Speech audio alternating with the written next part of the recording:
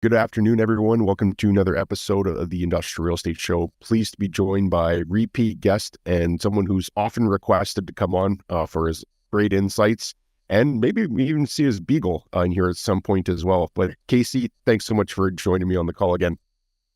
You bet. So 2024 has been just as crazy as the last few years. There's no real idea on how to get a finger on the pulse of things right now. What have you seen so far in 2024? And we can talk about what your predictions will be for the rest of the year, but what have you seen so far in 2024? Insanity, chaos, attempted assassinations, threatened Canadian port strike, now threatened East Coast port strike that's now delayed till January, elections. I mean, could we have had a more crazy 2024? And then the markets just say, let's set new records. But commercial real estate says, could y'all please send some money our way? Can we join the party too? We're not having fun. It's so true.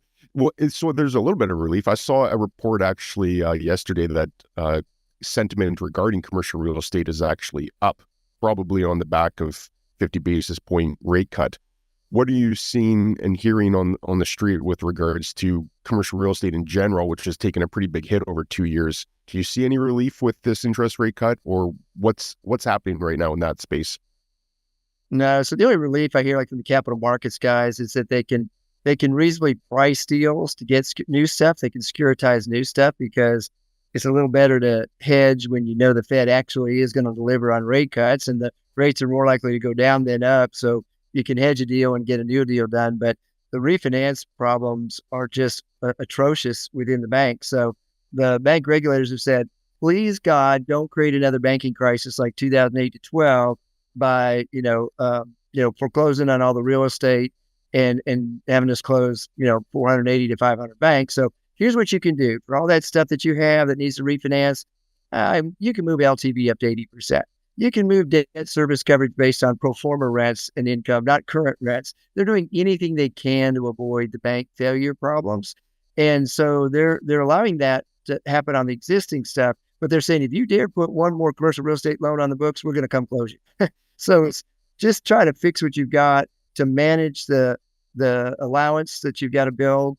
The term I've given is they're just trying to do a slow burn until after the elections. And I think next after the elections next year, they've got to get real serious.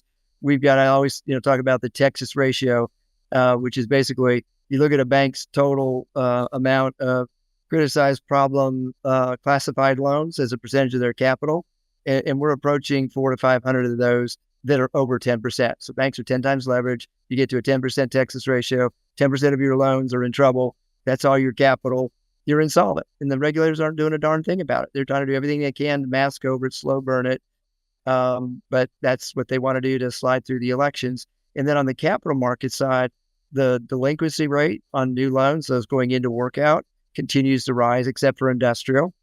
And then when you look at the loss on a loan, so when you get these loans that go bad and go into special servicing and they get resolved, the loss given a default is now over 60%. And largely that's skewed by office, but it's also retail. We're also getting hospitality in there. So those are numbers we have to go back to 2010, 2012 to see. So on the commercial real estate side, if you've got maturing debt, it doesn't matter if they cut it 50 basis points or not. These deals were underwritten on a valuation problem. They were underwritten on 4 and 5 cap rates. You had a loan under 6%, Fed overnight rate. So we got a long ways to go. And they were underwritten, bigger LTV, an NOI that was thicker, that now has been eroded by higher property insurance rates, higher property tax rates. So the NOI is down 20 to 30%, and the cap rate is still up 150 to 200 basis points. Forget what 50 basis points does for you. You have a valuation problem to refinance, and that's the headwind that we still face. So is it similar to what the dock workers basically did and pushed this problem or kicked the can down the road? Is that essentially what everybody's hoping for as well, as you can just kick this can down the road until something changes? Yeah, or just get through the elections. And, everybody says, the Fed's apolitical. My term on that. When there's something that's BS, I call barbecue sauce on it. I spent 5 years in that. the Fed, there's only one time in the last 50 years that the Fed changed interest rates within 60 days of an election. You got to go back to Ford Carter. So they do move them during election year, but only one time this close to the elections. And then they do let's biggie size it, do 50 basis points. Are you kidding me? If you look at what was happening going to this meeting, they were coasting off of, the April and May slowdown in CPI and PPI that actually went flat to negative. But then in July and August, they went back up to plus 2%, plus 2/10 of a basis, or 2/10 of a percentage, 3% of a percentage. So going into this last meeting, CPI and PPI were going up. The jobs numbers were solid. I mean, so they went up a tick on, from 3.8 to 4.2. But there's a number of what I call recession indicators that said, Fed, you better pay attention. And I think what the Fed did is they panicked over the jobs revisions. That big job revisions that said we can't count jobs, which we've known forever. That's why I say go look at ADP job numbers, the real private sector. We missed it by 818,000 jobs this year.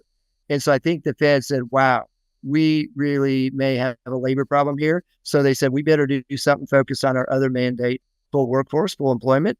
And they panicked and did 50 basis points, and they sent the market scrambling and confused and looking for recession. And then today we get a really good jobs report again. So I don't think they know what the hell they're doing any more than transitory inflation, or last December when they said 5 rate cuts ahead. And I said barbecues on that within 1 hour.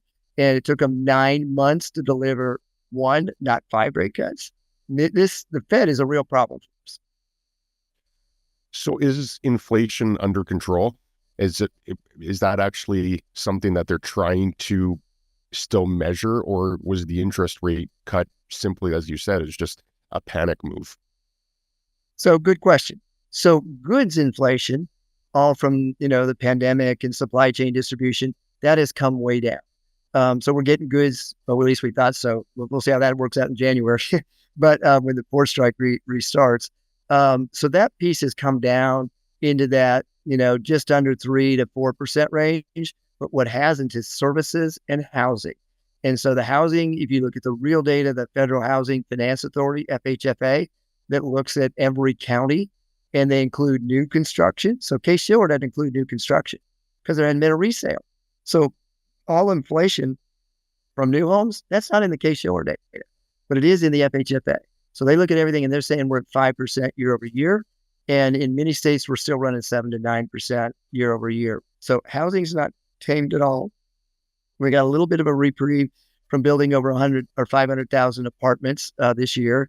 That comes way down next year. So apartment inflation is going to go back up. Rents will be kicking back up. Housing is not tamed, and services inflation is not. Healthcare, legal, accounting, all those things that we need to spend money on services, those are still running 8 to 12%. And the Fed can't control services inflation, because if I need to go to the doctor, I need to go call my accountant during tax season, and they charge me a little more or higher copay, guess what? So what? I got to pay it. I'm sick. I need to get the taxes filed. And so they can't do a darn thing about services inflation. And that's what's up here. But they changed their mathematics and algorithm to underweight housing. So a year ago, housing was weighted around 40% of CPI. Now it's been dropped down to 25%. So they're playing games with the items that still have inflation to say we solved inflation. So goods inflation has come down, services has not, and the Fed wants to focus on changing with the Bureau of Economic Analysis, playing games with the numbers and saying that they've solved inflation. And I don't think they have. Look at what's happening with energy and the volatility in the Middle East. We could see the way things are going. We could see, energy prices go back 80, 90, or $100 a barrel and spike way up. Food inflation isn't down at all. Anybody that goes and buys groceries like I do, it's not down. Autos have tamed a little bit, but they're still up 50% from where they were. Housing's not tamed. So I'm not in the camp that inflation's been tamed at all. Yeah, there's a lot of threads I want to pull on there. Why can you highlight or spotlight KC and myself? So there's two opposing forces here. The Fed is historically going to try to use, if you could put KC on there, thank you. So the Fed is going to try to use interest rates to control inflation. I agree with you. Inflation seems that's still problematic in a lot of areas, especially since it had such big increases in 2021, 22. So you're adding even if it is 3%, you're adding on a number that's already been inflated. So it feels a lot worse when in reality, we'll probably almost needed some de-inflation to balance it out to that trending line of 2% that they're trying to target. What do you think that they do now that if there's still problematic inflation and then there's a lot of pressure to lower interest rates, even on the government side, the government has a problem with the amount of debt that they have. What breaks? What gives here now? So that's the Christmas gift for whoever wins the election. And I think they have a real problem. So we'll start with that on the debt. So we're at record fiscal debt, and we set a new record. So earlier in the year, the Bureau of the CBO and BEA said that the interest on our debt was running a record $500 billion a year earlier this year. Well, they just came out and recalculated the numbers for fiscal year 2024. They missed it by 100%. $1 trillion on the interest on our debt. And that's greater than all of our spending on military or Medicare. Those are scary numbers, and they're still running the printing presses. And the day of reckoning is here. We are a fiat currency. We forget that they can't fail. We have BRICS moving forward, more countries joining, Brazil, Russia, India, China, South Africa, and all the Middle East that are tired of us being the reserve currency and manipulating monetary policy. So I think that's the whole fiscal thing. We can't continue to pay $1 trillion on our debt and then run up another $3 or $4 or $5 trillion every year because everybody wants to give the gerbil more pellets to spin around the wheel and vote for them. And, the immigration issues, the homeless issues. I mean, we're in a real fiscal mess. And that's what's really underlying, I think, the problems in the economy and inflation. And I think maybe the Fed also, besides the job revision numbers, woke up and saw the new numbers that we were going to have to be paying on interest on our debt and said, holy cow, we're part of that equation. We've gone from a quarter point, to over 6% on the overnight funding rate. We better start cutting this thing. So I don't know if they have a plan. I don't think either party is talking about fiscal restraint, fiscal discipline. It's, all either one party's going to spend more and the other's going to give tax breaks. That doesn't balance the budget.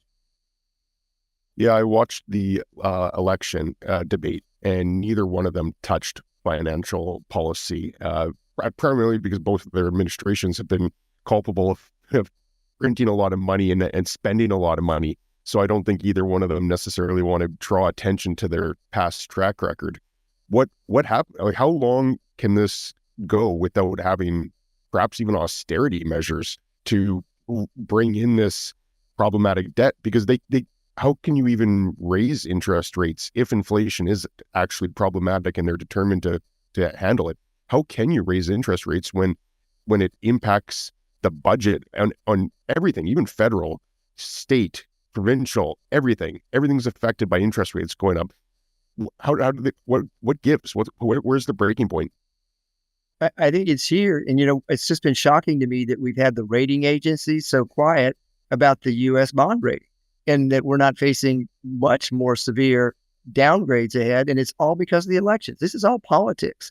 And people might not want to hear that, but everybody, whether it's the Fed, whether it's the bond rating agencies, whether it's the politicians, they're trying to get past the elections, hope their side wins, and then they hope they don't have to deal with the problem. But I think that we see very serious, not just single notch downgrades, but double downgrades to us getting where we're not even, maybe investment grade credit anymore, and those rates having to go up.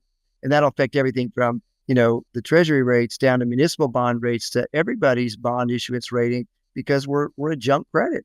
And I think it comes next year, because who is going to buy our debt? China has been selling their U.S. Treasury bonds off. Europe's not buying our stuff. So what we're having is the Fed trying to tell the banks, well, maybe you should hold more treasuries. Remember that Silicon Valley Bank deal? And Silicon Valley Bank said, well, your business model is so risky. Maybe you should put some non-risky assets on your balance sheet, like treasury bonds. Oh, right. That's what cost them to fail. This is the kind of stuff you got going in the background that nobody's really challenging and connecting those dots. But I think the day of reckoning is next year. This fiscal situation is coming home to roost. We'll have 2 years until another, national election with, Congress and Senate, and a lot of debt to refinance. And so I think we see real serious problems. And then ask yourself this, the 50 basis point cut that the Fed did, how many people saw their interest rate on their credit cards go down? I didn't. right? And unless you refinance the whole mortgage and you're at, let's say you're at 3.5 to 4.5, why would you still go, where you're, just under 6? That's still a big rate. So who's going to go jump and refinance and put a lot of new existing home inventory on the market? And then the home builders are just having to cut the heck out of the homes. The size is getting smaller. The upgrades are getting less. I mean, they're taking everything out where it's going to be bring BYOC, bring your own carpet to closing, because they couldn't afford to put it in the price. So what does that look like? And it's impossible to predict who wins the election. So assuming either one wins, what does it look like if the Democrats win? And what does it look like if the Republicans win the election? What do you see that looking like next year? So if the country thought January 6th was upsetting, you ain't seen nothing yet. Half of America cannot tolerate either decision on November 6th. So half of America is so wound up, so amped up. I mean, we've had 2 assassination attempts on one candidate. When's the last? I mean, you got to go back to the 1960s, Martin Luther King, John Kennedy, Bobby Kennedy, to see this kind of amped up anger where it results in things like assassinations and assassination attempts. I think the country is so amped up by the politics of this election that the side that loses is not going to be able to accept the consequences. And I don't think either of these candidates are in a position or showing a temperament where they can tell the country, look, it is what it is. We got to bring ourselves back together. Let's sit down and find, some middle ground at least on what we've got to deal with here. I see this thing really polarizing worse, and that we could have a worse transition of power after this election. I'm very, very concerned. So there's not really a good outcome either way. Are we looking at like another civil war starting to emerge? Maybe that sounds pretty dystopian, but yeah, I hope not. But this is the kind of stuff that sets it up where you get the country this divided over an issue or 2 issues or 3 issues, and that you don't have leadership that has any inclination to amp it down and bring it back together. And it's on both sides. So I'm not just picking on one, or the other. Both sides are doing this. And then, the media is not holding either side accountable, like all this fact checking stuff. So like in the first debate with Trump and Kamala. So try to fact check Trump, not doing anything on Kamala. Neither one of them, their numbers. And Kamala's done, I think, like one, interview to really be challenged on. So what is your fiscal plan? So you say, oh, I'm going to make it better for, all Americans to live and more affordable, and groceries. I'm going to crack down on price gouging by grocers. Give me a break. Go spend some time and look at the thin margins in the grocery store business. Grocers aren't gouging. This has been residual supply chain. We're so stretched and thin on our supply chain that we get to January and we have the poor people say, all right, we got you through Christmas. We weren't the Scrooge, and we got you through the hurricane. And I think if we hadn't had Hurricane Helene, then I don't think they would have backed off, kicked us down the road. But every bit of recovery from North Carolina, South Carolina, Georgia, Florida, all the way down, nothing could be brought in to help just deal with, recovery efforts and whatnot. So I think they realized the timing was really, really bad. They were going to be wearing the bad hat. So they said, let's give them time, get relief supplies in, get some rebuilding going, get through Christmas, and then we're hunkered down. And the West Coast port guys, they got what they wanted. The East Coast guys are going to get what they want. Trust me. And there goes inflation. Look at from the Suez Canal. So just the cost to bring goods now back down around Africa, Cape Good Hope, into the East Coast, it's $1 million more in fuel charges for those vessels to make that transit. So shipping cost, everything is just, so rubber band tight. It's got to go through the consumer. The grocers haven't been gouging us. Many of them have done a very commendable job with their supply chain and sourcing stuff. So I get really irritated when I hear things like that, and the media not really challenge and take it apart. But neither one of them have really can talk to you in detail about how their fiscal plan is going to work and how it translates through. Bring in some, top economists and have them take it apart. Neither one of them are doing that. The media is not challenging. Yeah, that is troublesome.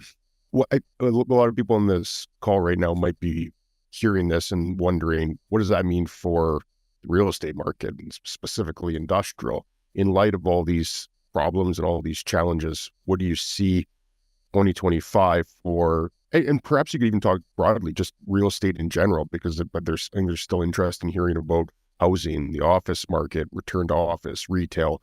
If you could touch on industrial, that'd be great too. But what does this actually mean, factoring in all these different parts? What does it mean for real estate in 2025?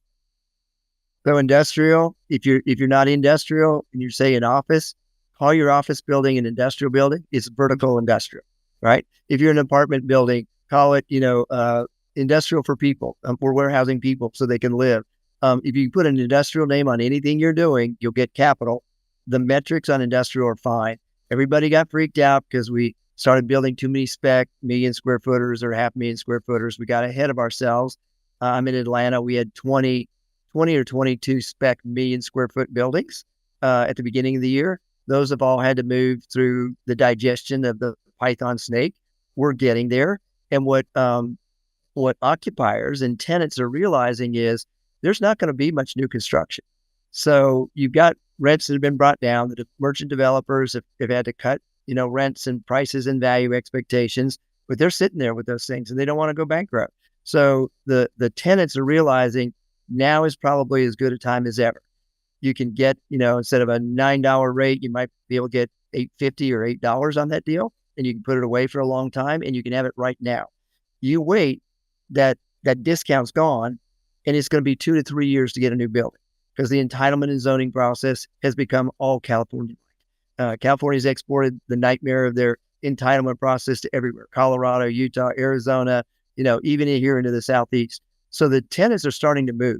We're seeing in the second quarter, we saw really strong absorption, whether you looked at JLL or Savills or CBRE or Collier's numbers, all of them showed really strong absorption numbers and rents stabilizing to starting to go up. That's saying the tenants are realizing to keep building out my supply chain, keep being able to respond to retailers saying, I just can't afford this retail store model and I need to be more efficient. Then they're dealing. And I'll give you a real good example. I call it the small box apocalypse right now. So we had the big box, all the department stores and the big box stores, they went under, they closed, they went down. We're now what I call the small box apocalypse. So who's that? Dollar discount stores and really big drug stores. So Rite Aid's bankrupt. Why did Rite Aid have to go bankrupt? Well, Amazon went in and met with Blue Cross and Blue Shield and sold away their pharmacy contract to do e-commerce pharmacy fulfillment. Look at Walgreens. Walgreens has got all of these 50 to 75-year leases that were at insane numbers that looked good 10, 20 years ago, maybe when they did them. And they can't afford those. And they've seen between theft in the stores and the online movement to everything they did, cosmetics, what's a photo department? Who needs to go get things developed in the photo department in the pharmacy? And then you look at the pharmacy, which is largely, program fulfillment, whether you're, Blue Cross or Scripps or whomever, it's all moved online. And so they're scrambling to get out of it. Walgreens isn't even reporting earnings right now, and are in very serious situation. CVS is probably the healthiest with their, they bought Aetna. So Aetna's not going to cannibalize them by killing them with their pharmacy. So what do we do with all these small box stores? Well, guess where all those goods are going? They're going into warehouses. More and more fulfillment of everything we consume, whether it's groceries, whether it's apparel, whether it's pharmacy, cosmetics, it's going into the big boxes, the warehouse boxes. That's not going to slow down. They're all trying to figure out. Amazon has said, we're going to quit building million square footers. We're going to build fewer of those and more 250 to 300,000 square footers that are kind of like airlines. So I'm in Atlanta. Delta has a hub in Atlanta, Minneapolis, and Salt Lake, and all the planes fly in there. They break them down. They shoot them back out. That's what the supply chain is going to. More 200 to 300,000 square footers that are being fed by fewer million square footers. But the industrial pedal isn't slowing down at all. It's everything we're doing in this economy is dependent upon industrial and building that out. So industrial is going to be fine. On their delinquency rate, it's 3 basis points. 3 basis. You look at office at like 20% of all the office loans are going to special servicer, and then when they go in, they lose over 2/3 of their value. So industrial is the way to go. Multifamily is going to be okay. We got another year to go before we get rents recovering because there's not as much new supply. But here's the other piece of the equation, and it affects industrial too. The NOI side, the expense side of all property types has gone through incredible inflation that's not going back. And the two biggest ones are property taxes. I just did a big case in Colorado. I've done about 10 or so this year, and the tax assessors are nuts. They're continuing to raise the property taxes. Forget 5 or 10%. They're going for 25, 50 to 100%. Just did one in Colorado where they jacked it up. My first almost $1 billion property, and they jacked it up 100% in a 2-year period of time. That's nuts, totally nuts. And so that's one. And the other one is property insurance. So the property insurance has gone up, not only in coastal areas, but as you move inland, it's gone up 20, 30, 40%. And here's what's happened. We're all dependent upon the reinsurance market, and the reinsurance market's broken. So the way I explain reinsurance is it's like mom and dad's insurance over kids that have gone to college or out on their own. My kids, my 22 and 28, 29-year-old daughters, they have a little bit of an insurance fund. They can afford a wardrobe malfunction. They can afford maybe replacing their phone. But they go out and they total their car. They got to come to dad, the reinsurer, and I've got to replace the car. And otherwise, they don't have transportation. Well, that's what's happened to us in this country. Our insurance companies like Allstate, USA, State Farm, they can handle the normal casualty events. But for the big catastrophic, like Hurricane Helene, they would go by the reinsurance market. The reinsurance market would insure the catastrophic events. Well, the reinsurance market said, holy cow, America, the only thing worse than your fiscal problem is your insurance catastrophes, hurricanes, windstorms, firestorms, and we're done. We're not insuring you anymore. We're done. So now State Farm, Allstate, USA, they have to also become mom and dad insurance. They got to be the reinsurance at mom and dad level. So the rates have to go up tremendously to cover all that casualty. And there's no fix in sight. None of the politicians are talking about it. They don't understand it. So for our real estate world, get ready for 25 to 50% increases in your casualty insurance every period it comes due. And so you take those two items, you've had a 30 to 40% hit to your NOI. How do you fix that? How do you fix that? Yeah. And so you probably got to raise rents a lot, right? That's inflationary to pass along these costs. Or you got to hope the Fed goes back to 0% interest rates so we can go back to 4% cap rates. And I don't see either of those things happening. Yeah, that is a scary outlook, because especially since a lot of tenants will look at the gross rent that they pay. They don't necessarily divide into individually, here's the net rent, here's what we pay in operating level expenses. They just look at what's their gross rent. And if the operating costs go up, and that's taxes and insurance, then that's going to start eating into the amount that landlords can try to increase their rent as well. So it's going to put some downward pressure on net operating income across the board as well. That becomes problematic too. Yeah. And so so what it means is all of us got to find a way to be more efficient and cut a lot of costs. The next biggest cost item is labor. So look what's going on in a warehouse. If you haven't been in a new warehouse in the last year, it'll blow your mind. There are more drones flying around and robots, and very few people driving, the forklifts to go get the goods. That's all automated. And the technology and automation going into warehouses is bringing down the labor costs, which is helping them offset, the expenses like property insurance or the increased cost of building it. So that means less labor. So this case I just did, when people think, AI is no big deal, we'll still just, retrain people like the horse and buggy whip, and elevator operators in New York, we'll retrain them and we'll find something else for them to do. So this big trial that I'm in, I walk in the courtroom, and the first thing in the first day of my testimony I noticed was, guess who was missing? The court reporter. It's all technology. There's no court. Those are really well-paid wages, and think of how busy the courts were. All of them are obsolete. They're gone. They're audio, voice transcription, and I now can get a transcript in days instead of weeks. And they've got the camera to match it up with the audio, synced, with the dancing or whatever.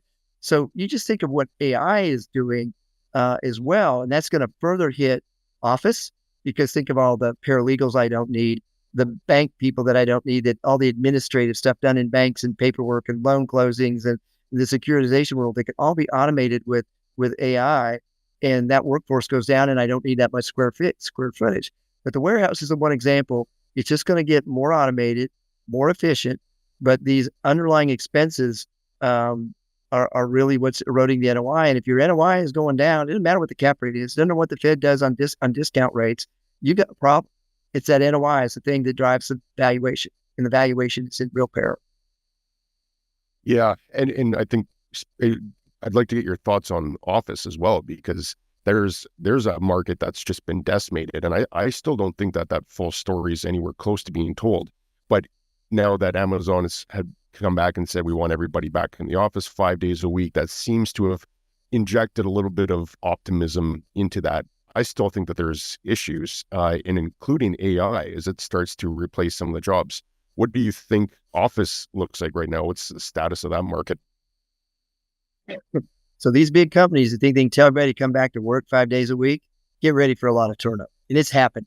And I've talked to the big companies, whether even big hospitality companies, they're saying we want everybody, to come back in. And even though you might be doing office operations or accounting or whatnot, and we want even you back in, I'm saying, screw you. I can go get another job. I'm not going back. I can't afford with inflation to be commuting every day, dry cleaning, parking costs, gas costs, going out to lunch costs. I can't, and I lose 2 hours of efficiency. I can be more efficient for you at home. I may agree to come in 2 or 3 days a week, but I'm not coming back to 5. And these companies can try to huff and puff, and JP Morgan and all of them say you're coming in every day, and the employees are saying, go pound sand, go to Saudi Arabia and enjoy that. But we're not coming back 5 days a week. I got 2 millennial daughters that have changed jobs twice this year because of that exact issue, and they got paid more, and the companies are very fine having them, 3 or 4 days a week. I will never go back to work in an office again. Any employees that I look at trying to hire or whatever are like, Max, you can get me 2 days a week. So I think office is in real deep trouble. I'm doing a case right now, and it's in a major southeastern market. So it's not a coastal market. It's one of the big ones. And it's a high-rise office building in the downtown area. They had a big company name on top of it. And the company said, we only need half the space. So we're going to go in the other building. We'll just write a lease termination to get out of the other building. Completely gone. All the workforce gone. 22 floors of people gone. What do we do with that building? And in that particular submarket, the same thing has happened with every other major financial, banking, insurance company that occupied a lot of space. They're all gone. So the value of that office building that was underwritten and loaned on 4.5, 5 years ago at $100 million, the new values, and we've had 2 or 3 appraisals done, is $20 million, 80% loss of value. And it's not deferred maintenance. It's not that it's bad TIs. It's not that it's a bad location. Nobody is going back to the office in downtown markets again. They're just not. They'll go back 2 or 3 days a week. And the accounting firms thought early in my career when I was going through all the accounting firm mergers, and they would allow us to say, we'll give you can get a rentable cubicle. You sign up for a cubicle or an office, and you can come in for the day you need to meet with clients, and you can be out of the office most of the rest of the time. This started 30 years ago with the accounting firms. And all COVID did was show us how to perfect it. And so I think office, we're not even in the second inning of the sucker. And the TREP data is showing it when you've got, the latest numbers I've got, just did an analysis on this with the TREP stuff. I'll give you the latest numbers. It was scary. So office had the highest CMBS delinquency rate at 17% going to special servicers. So industrial was 3 basis points. Office, just the month over month was 12. The new one is 16%, highest of everybody. But retail was over 10. Multifamily was even up there at 6, double or triple what it was a year ago. And then their loss given a default, 63% in office. So everything they're resolving is they're seeing a 60+% loss in that asset. What spillover risk is there that comes from all the lenders that have overexposure to office loans and all of a sudden have less money available to loan on industrial? So they love industrial, everything looks good, but if their balance sheet shows a bunch of loans that perhaps aren't even able to recapture, does that lend issues to trying to get capital put into industrial? Absolutely, because the banks are the ones we can turn to for construction loans. Life companies, CMBS, they can't do that. They have to have a finished asset. So we're dependent on the banks that know how to do construction lending to deal with an asset in development, in creation. And so if they can't do that, it chokes off capital to even a healthy asset. And we're seeing that with industrial. If you're an industrial developer or merchant developer, they're seeing their regional banks tell them, we can't do it. We're told we can do crazy things over here to kick the can down the road and do a slow burn on our bad loans, but you can't put a new loan on the books. And it doesn't matter if it's 25% loan to value. We don't care if you're pristine, have all kinds of capital. We just can't underwrite any new commercial real estate because we're already commercial real estate concentrated.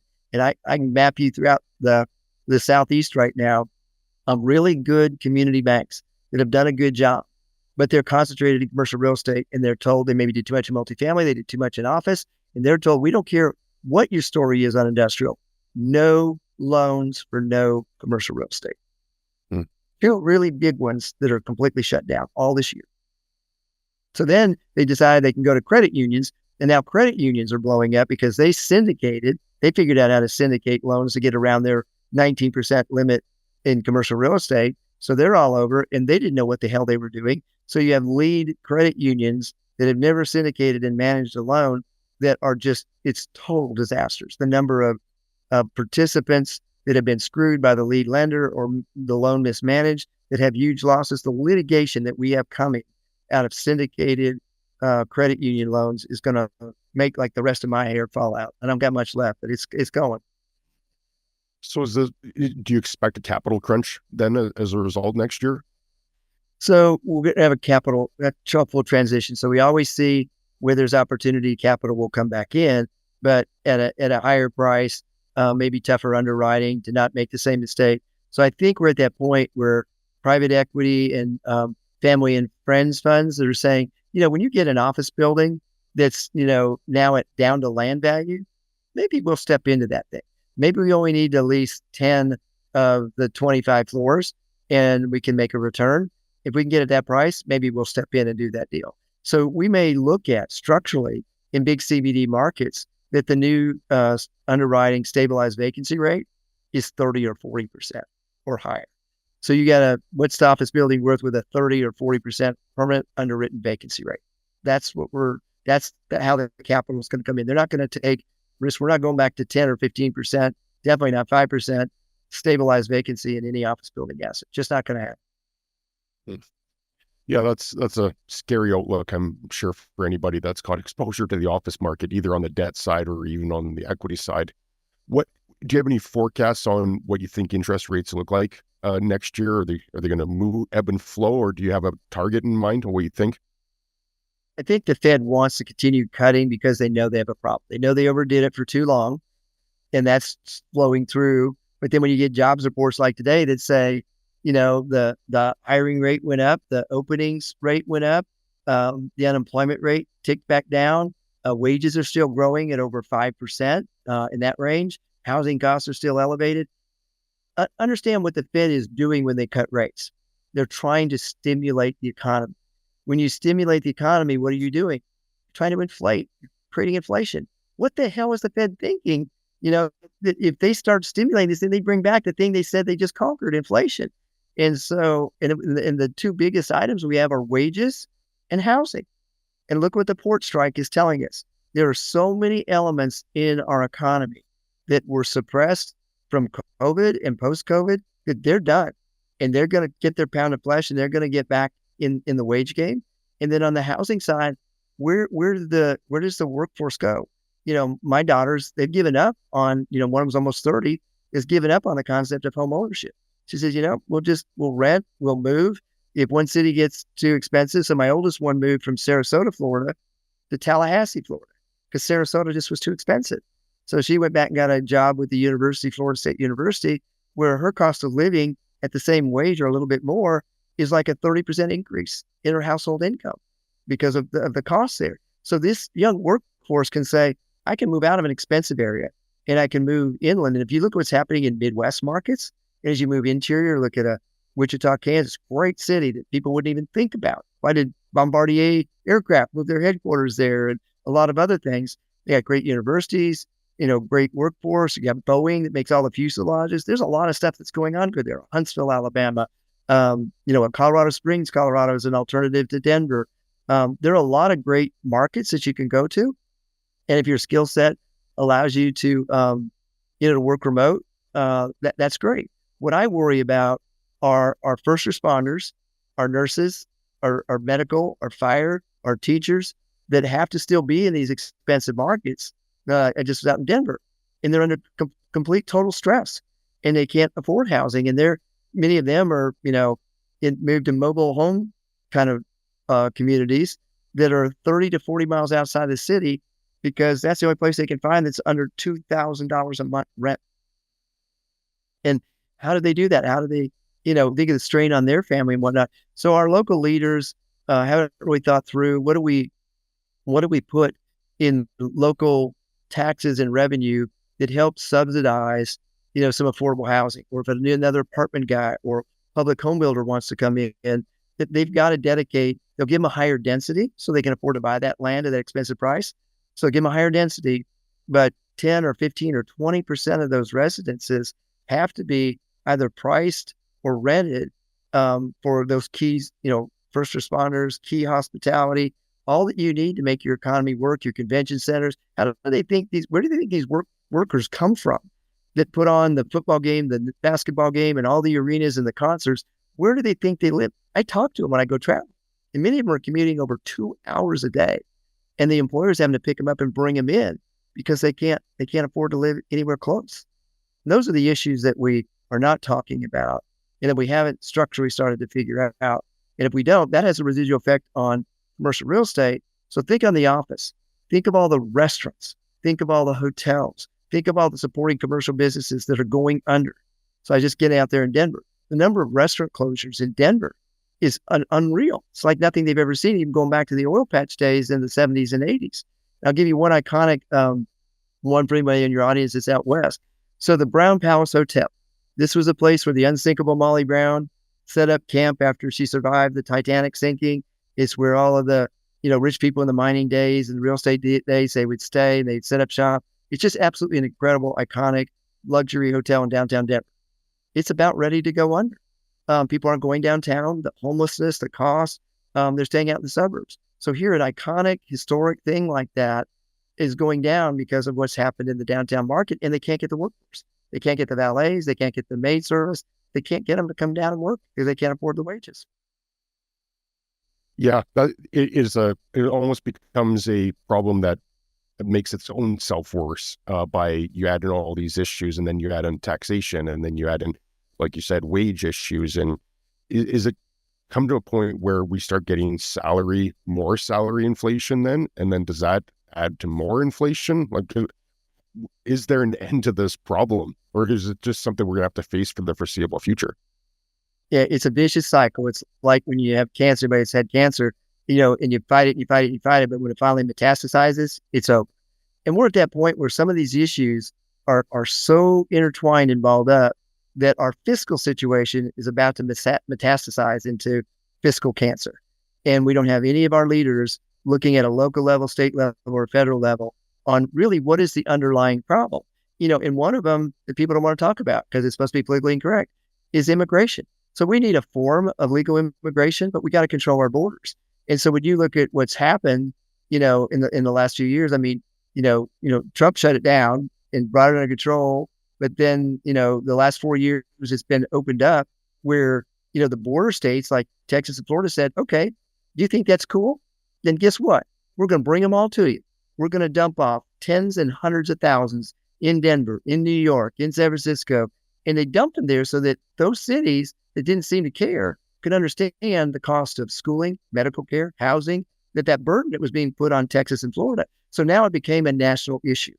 And people ask, well, why did Texas do it? Why did Florida do it?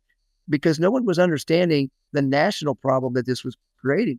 And so those things that we don't want to have dialogues about immigration and border and those are all that flow in here that affect the cost of housing. What was the number I just saw that FEMA is running out of money. So for Hurricane Helene, and what we've spent on housing, what FEMA's had to spend for the illegal immigration is greater than their total budget for hurricane disasters. They may not have enough budget to deal with another storm that hits.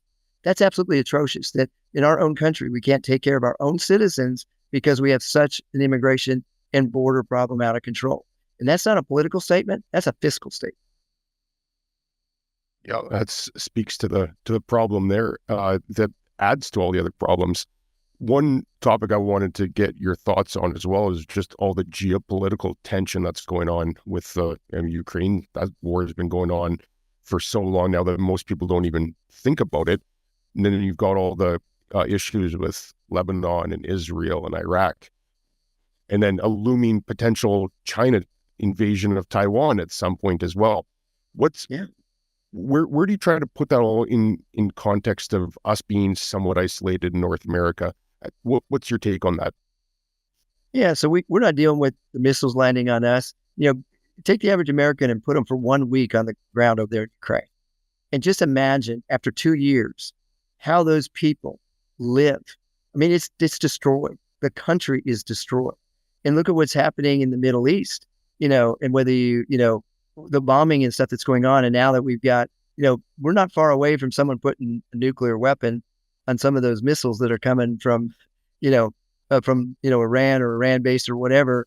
There's a reason Russia wanted to partner with Iran so they can, one can bring the other the nuclear technology, where the other has the missile technology. And I think we're on the verge of full out implosion in the Middle East right now.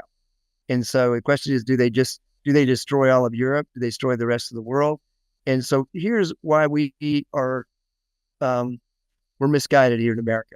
So we're the energy independent nation of the world. We produce more petroleum than anybody else. So unlike the 1970s, where the Arabs could say no oil for you and they cripple our economy, we can say to the rest of them, no oil and natural gas for you. And we don't need it. We can function just fine, and we'll keep our reserves here, and we won't send them to Europe or the rest of the world that needs our energy.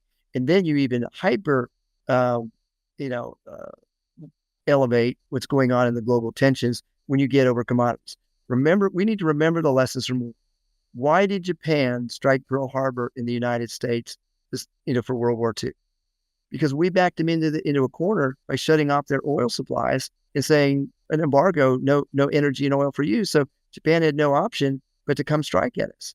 And so these are the risks and the historic things that we're not going back and understanding. And that's what worries me in these geopolitical risks. The rest of the world isn't worried about what their 401k is doing. They're not worried about how their kids, college fund is doing. They're thinking about day-to-day survival. They're thinking about, maybe if I die as a martyr here, I can go up 3 levels in the next lives or whatever. We don't understand the thinking and the logic and what motivates and drives many other parts of the rest of the world and where they are. Go back and study Maslow's hierarchy of needs from Psychology 101 in college. And we start at the bottom with food and shelter. It's when we work our way up, then we can have 401ks and feel good about everything. The rest of the world right now, in many parts of Europe, in Eastern Europe, in the Middle East, they're down at food and shelter. And this is when we get really bad explosion of the geopolitical issues that we don't understand. I don't even know who's running our country right now. It's sure not Biden. Kamala's on the campaign trail. Who the hell is making decisions and running our country right now? It scares me to death. And if you're China and you want to know when is the opportune time to strike and take Taiwan, it's between now and the election. No one's paying attention. And what will we do? Is that what would trigger us getting into the war if we are on the precipice of World War III? Or what event would trigger us having to get involved in that? Yeah, I think it's, one, it's a nuclear weapon hitting Israel. And we've got to get involved in that. We can't tolerate that.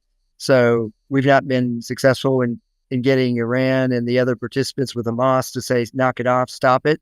And we've not been good on the sanctions. So, they're able to sell their oil and refund and give money to Hamas. And then I think the other one is to Taiwan. It's a line in the sand that we would have to go defend it, just like a Pearl Harbor type event. And I don't think Americans fully appreciate that. We're too worried right now so I'm here in Atlanta. We had the Georgia-Alabama game last weekend. That was just an incredible game. First half sucked if you were a Georgia fan, but it was just one of the best comebacks. But we're too focused on SEC football. The NBA's ready to start. We got NFL football. Gosh, maybe even the Broncos might have a chance this year. Even the Atlanta Falcons look like they've come to life. We're focused on things that have nothing to do with our day-to-day lives that could really bring us to our knees. And I just, maybe I worry too much about it. Maybe I have to watch too much of the news and read the earnings reports. And I read in the earnings reports of these companies, and we're getting ready to start all over again here in about 2 weeks, less than 2 weeks, with the earnings reports for third quarter. And the companies are telling us there's real problems. They can't control wages. They can't get the labor. They're able to increase prices, but their top line revenue growth is going down because the consumer says, I have $250 to go to the grocery store, Procter and Gamble or General Mills. And when I hit that $250, I got to start taking things out of the cart, or I got to figure out how to change what I put in my cart because that's all I've got. And I'm not going to buy more of your stuff because I only have $250. Yeah, you're right. I think we in North America are easily distracted, and whether that's by grand design or it's just a symptom of us not having missiles flying over our head, we don't think about the issues that they're facing, and something could change that pretty easily. If China did go and invade Taiwan next week, that all of a sudden would be a topic that we need to dig into a lot deeper. So yeah, I think there's so much to factor in on that beyond just football. We need to be paying attention to all the fiscal issues and some of those risks as well. I've got a slightly unrelated question for you. And if anyone does have a question for Casey, please put it in the chat. The US Steel proposed sale to Nippon Industries in Japan almost has unilateral political opposition to it. Both Trump and Kamala have opposed that sale going through, of taking it from being a U.S.-owned steel manufacturer to now being a Japanese-owned manufacturer. And I'm on the side that this should be opposed. I think going even back to World War II, what won World War II was our ability to manufacture factories and airplanes, and that won us the war. If we lose control of that, and that now all of a sudden becomes a Japanese-owned subsidiary, that was 80 years ago that Japan bombed Pearl Harbor. So that's still within one lifetime. What's your take on perhaps the reasons why it could make sense to sell it? They want to keep the jobs in Pennsylvania. U.S. Steel is saying that they might have to close it or relocate or do all sorts of drastic things that they're proposing would happen. What's your take on that potential sale? Yeah, it's balled up again, and we're letting kind of the politics over what is the economics of the transaction. And so again, we're not learning our lessons from history. And as the world gets more divided, if you can't, it's a national security issue. So we're talking about U.S. Steel. This is a national security issue, first and foremost. And the arguments that are being made for the merger are along economics. Well, we can't compete. We can't be as efficient. Barbecue sauce. You've been able to compete. You've been able to do everything. You've been able to be innovative. Look at from the 70s when we really closed mills and we lost everything. We're not in that boat today. We're collecting and recycling steel and sending it to Indiana and making it into things. We need that. Boeing is the largest aircraft manufacturer in the world and is in serious trouble. What would Boeing's abilities be to make the fuselages and all the parts to have commercial aircraft? All the things, whether it's structural steel for infrastructure, roads, bridges, as a country, if you wanted to allow the U.S. Steel deal to go through, how do you deal with the national security issues? Do you structure in the deal a certain percentage of the jobs are in the U.S., a certain percentage of the materials, like 50 or 60% of all the structural infrastructure steel is here in the United States. So we have a first right of refusal on all of those products and those materials. How do you structure the national security risks into the economics of that deal? And that's what nobody's talked about. And so I think you're exactly right. The U.S. Steel thing is a national security issue more than it's an economics one. And if we continue to allow things to go, look at chip manufacturing. Look at all of our chips, right? So we're going to have this chip act to bring all the chips back and be made here that are made abroad, that, someone hostile to us could be embedding code and things in those chips in their phones, just like Israel did, to Hamas. I mean, did we not learn anything from how smart Israel was to do that? You don't think they could do that to us and all of the other projects in manufacturing? So that's where I come in is, first of all, has anybody talked through and really understood the national security implications? And once that's done, then you can move on to the economics. Yeah. So that got kicked down the road till, is that 2025 as well? Or is it Yeah, everything after election? the elections, Yeah. So we better understand these elections really do have consequences, and where, each of these candidates are saying things that don't necessarily back up with where their record and their philosophy is. And when I see a candidate that talks more about, the border, where they were afraid to go to the border, and they're now going to get tough on the border, or, you know, uh, transgender being a right when you're in prison versus homelessness in the United States, or FEMA being properly funded, I just get plain irate. Let's get back to the fundamentals.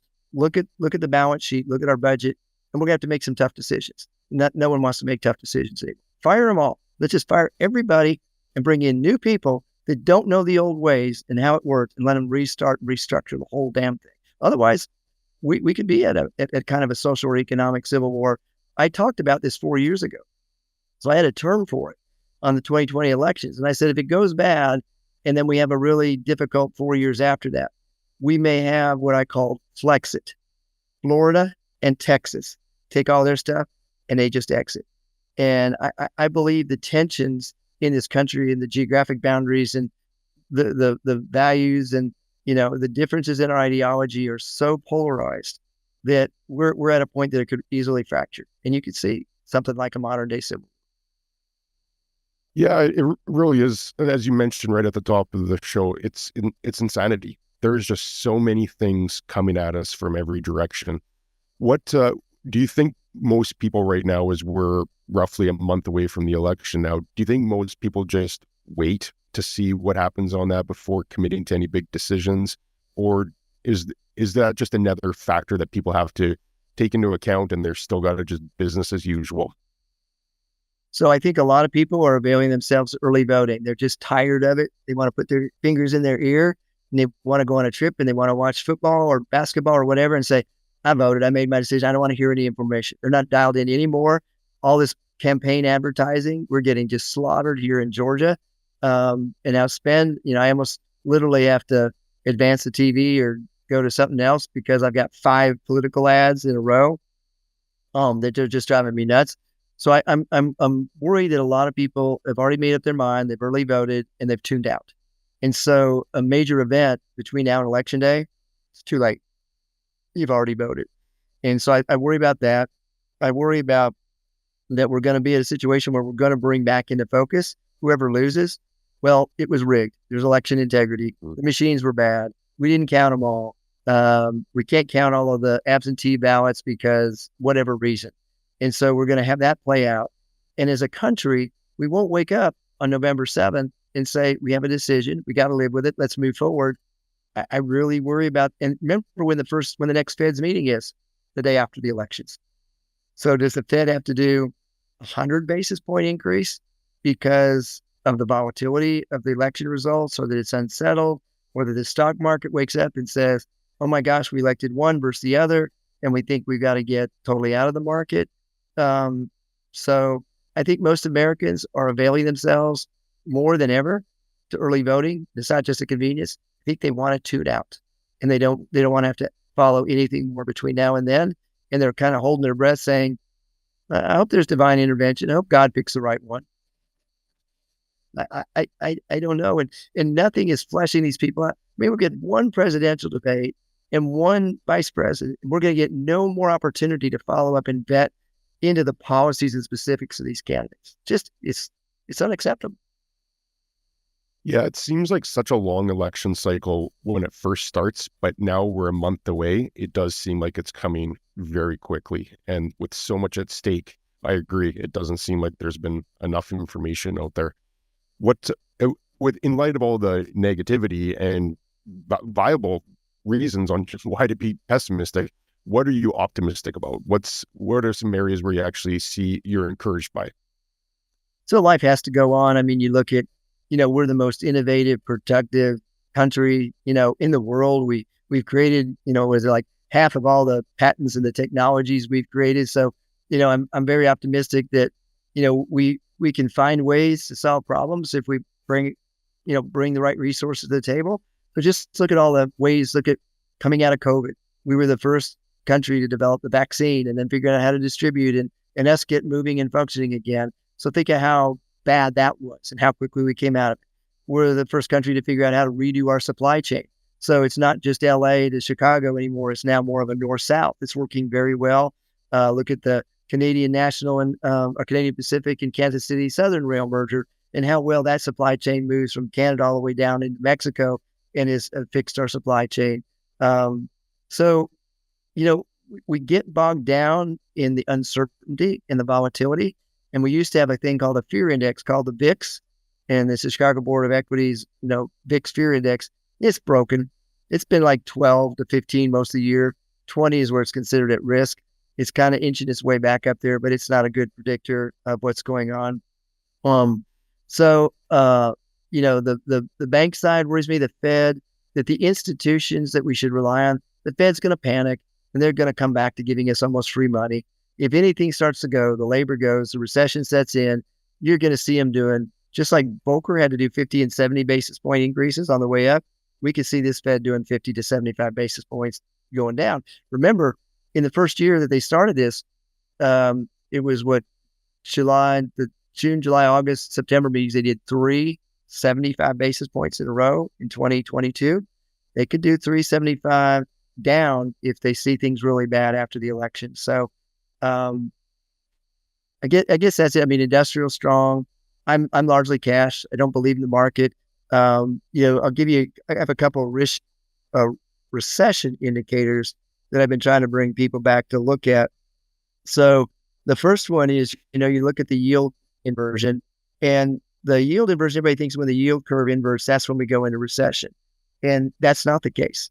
It's when it reverts that we go into recession. The inversion tells us this isn't normal. And when it comes back out, that's when we'll have the recession. So we've just done that. We're 10 years above the 2-year.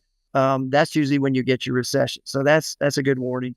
The other one is the SOM rule. So this professor, Claudia Sham, Sham, developed this in 2019 for the Fed.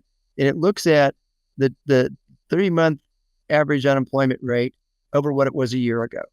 And when it gets to 50 basis points or more, it's always been a recession. She went back in time. So we got very close to that. We were at 40 basis points until today's job numbers. So we were very close to that. So I think there's a lot of volatility. We need to be looking at that. The other one is the CAPE ratio, which is the cumulative average price earnings ratio. And so the other one is Warren Buffett. He uses the Wilshire 500 and looks at what the price earnings multiple is. It's at an all-time record, 22, 25, going to 30. So when you have these kinds of distorted price earnings multiples, and it's largely in technology stocks, everything we're invested in the stock market could go away just like that. Think of 1987, right?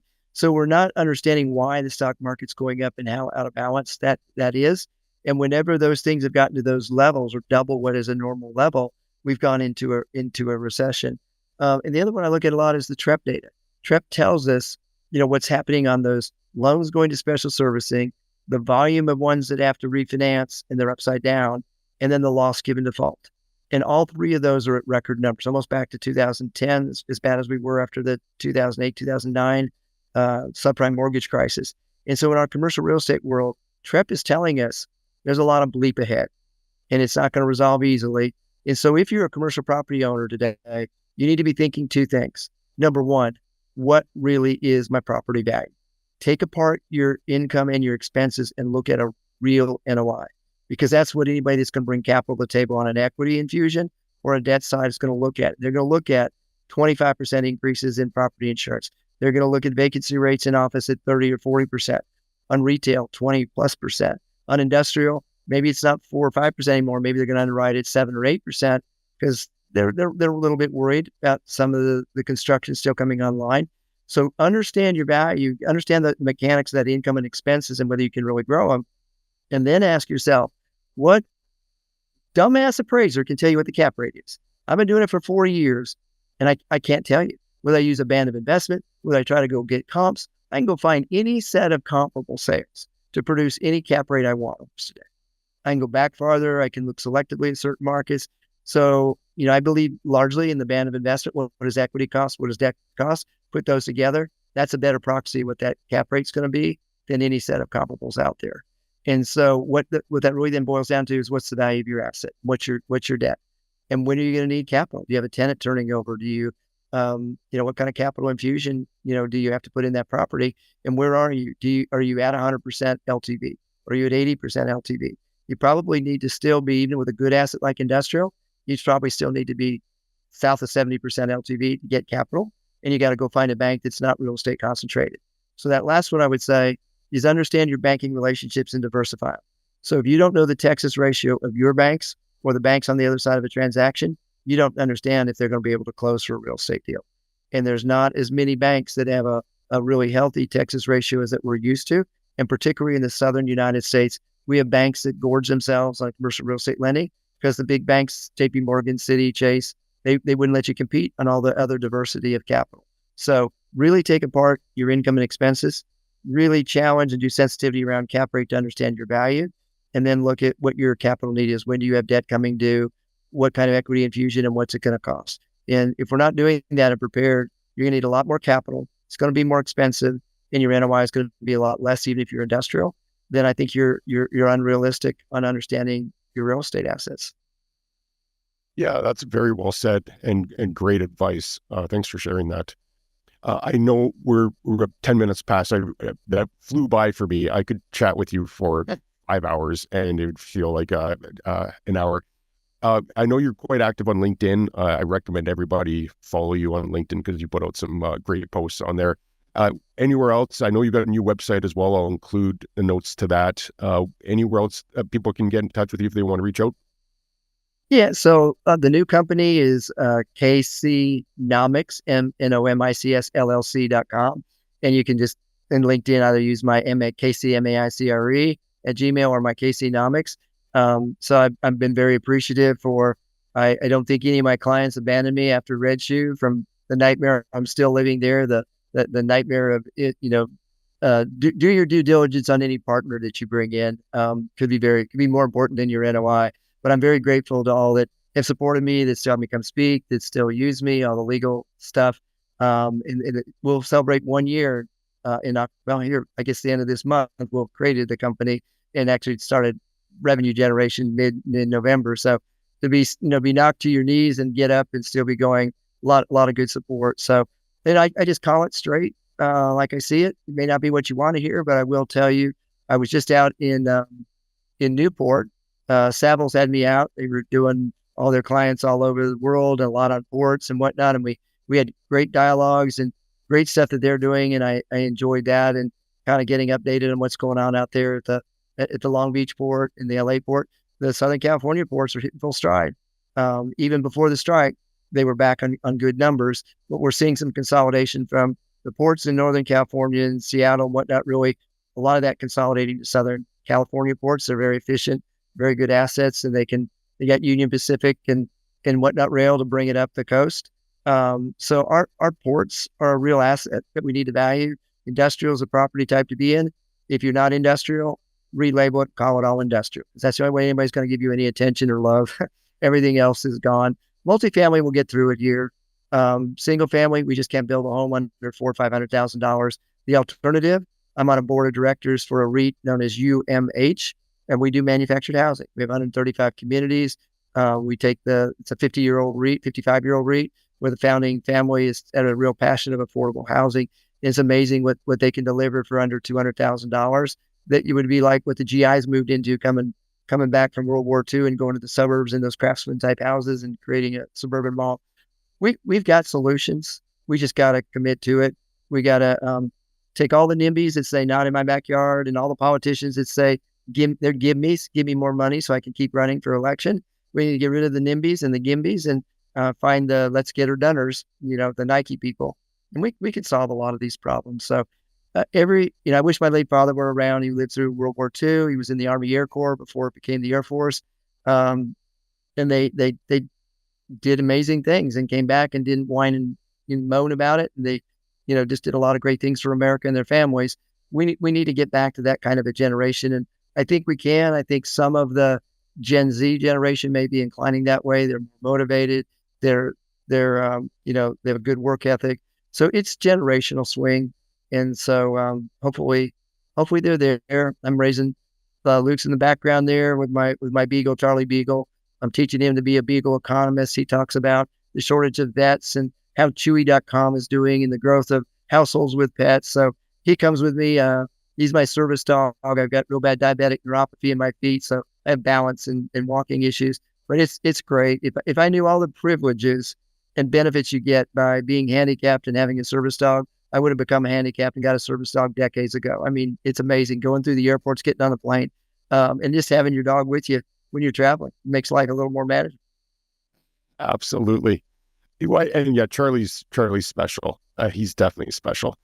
I see that there's one comment I just want to get to real quick from KJ. Enjoyed hearing what you have to say, KC. I'm so glad you had KC Conway on the live event. All great information. Thank you.